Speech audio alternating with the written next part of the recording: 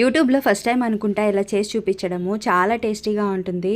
ఇలా ఎవరు చేసి ఉండరు కూడా. చాలా బాగుంటుంది. ఇది మా అమ్మ నేర్పించింది అనమాట నాకు. చాలా టేస్టీగా ఉంటుంది. రక్తం పొడి అయితే తీసుకొచ్చారు. నేనైతే దాన్ని స్టవ్ మీద పెట్టేశానమాట. పొట్ట పేగులు ఉంటాయి కదా, వాటిలను స్టవ్ మీద అంటే కుక్కర్లోకి వేసేసేసుకొని తగినన్ని వాటరు, ఉప్పు, కొంచెం పసుపు వేసేసేసి నేను ఒక 5-6 విజిల్లు వచ్చేంత వరకు ఉడికించుకుంటున్నాను అనమాట. చాలా బాగుంటుంది. తప్పకుండా ట్రై చేయండి. ఇందులోకి మసాలా అయితే తెల్లగడ్డ, గసగసాలు, చెక్క లవంగాలు, పసుపు, కొంచెము కొబ్బరి, ధనియాల పొడి, ఎర్రగడ్డలు, అల్లం ముక్కలు ఇవన్నీ వేసేసేసి మిక్సీ పట్టుకోవాలన్నమాట. ఇందులోకి కారం అస్సలు వాడము. పచ్చిమిరపకాయలతోటే దీన్ని చేస్తారు. చాలా చాలా టేస్టీగా ఉంటుంది. ఇది రెండోసారి మళ్ళీ తెచ్చి చేసుకుంటున్నాం అనమాట మేము. చాలా బాగుంటుందని మా ఇంట్లో వాళ్ళు తీసుకొచ్చారు. రక్తం పొడి అయితే నీళ్ళంతా ఇమిరిపోయేంత వరకు బాగా ఉడికించుకొని తర్వాత పక్కన పెట్టుకుంటున్నాను. ఒక దబర్లోకి వేసుకొని పక్కన పెట్టుకున్నాను అనమాట. తర్వాత పొట్ట కడుక్కున్నాను. ఆ క్లీన్ చేసే విధానం కూడా నేను ఇంకొక వీడియో అయితే పెడతాను, మీరు ఎవరైనా అడిగినట్లయితే. తర్వాత ఆ పొట్టను కూడా కడిగిన దాన్ని అంతా వేసేసుకొని ఒక సైడ్ పెట్టుకున్న తర్వాత స్టవ్ మీద అదే బాండీలో ఒట్టిమిరపకాయలు, ఆవాలు చిటపటలాడిన తర్వాత కాస్త వేగిన తర్వాత ఎర్రగడ్డ ముక్కలు, పచ్చిమిర్చి, అలాగే టమోటాలు, కరివేపాకు ఈ 4ని వేసి లైట్గా ఫ్రై చేసుకోవాలి. మరీ మెత్తగా అవ్వాల్సిన అవసరం అయితే ఏం లేదు.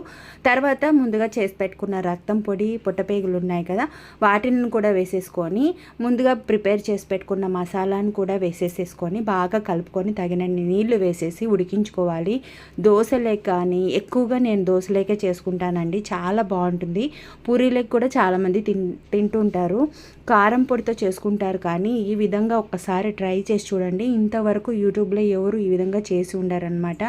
నేనే ఫస్ట్ టైం అనుకుంటాను. ఆల్రెడీ ఇంతకుముందు కూడా ఒకసారి పెట్టాను, కానీ మళ్ళీ ఒకసారి పెడదామనిపించింది అనమాట. చాలా బాగుంటుంది. దోశలేకైతే 2 తినేవాళ్ళు 3 కూడా తినేస్తారనమాట. తగినంత ఉప్పు చూసేసుకొని మూత పెట్టేసేసి ఉడికించుకోవాలి. ఇది ఎక్కువసేపు కూడా ఏం పట్టదండి, ఒక 20 నిమిషాలలో అయిపోతుంది. ఈ నీళ్ళంతా ఇమిరిపోవాలి. లాస్ట్లో కొత్తిమీర చల్లుకొని కొంచెం వాటర్ ఉండాలి, మరి నీళ్ళు ఎక్కువగా ఉండాల్సిన అవసరం లేదు. ఎందుకంటే రక్తం ఆ పొడి తీసుకొని తింటాం కాబట్టి పులుసు గుజ్జుగా అయిపోతే సరిపోతుంది. నీళ్ళగా ఉండాల్సిన అవసరం లేదు. చూపిస్తున్నాను చూడండి. ఈ విధంగా కన్సిస్టెన్సీ ఉంటే సరిపోతుంది అనమాట. ఒకసారి తప్పకుండా ట్రై చేసి మీ ఫ్యామిలీ ఫ్రెండ్స్ అందరికీ ఈ వీడియోని షేర్ చేయండి, తెలియని వాళ్ళ కోసం. అలాగే లైక్ చేసి సబ్స్క్రైబ్ చేసుకోండి. కమెంట్ చేయడం మాత్రం మర్చిపోవద్దు. దోశలేకి తింటున్నాను చూడండి, ఎంత బాగుంటుందంటే కమ్మగా, కొంచెము పచ్చిమిర్చి అక్కడక్కడ పంటికి తగులుతూ చాలా టేస్టీగా ఉంటుంది. ట్రై చేస్తారు కదా మీరు కూడా. అలాగే మీరు వండుకున్న తర్వాత ఎలా కుదిరిందో నాకు కమెంట్ చేయండి, ఓకేనా?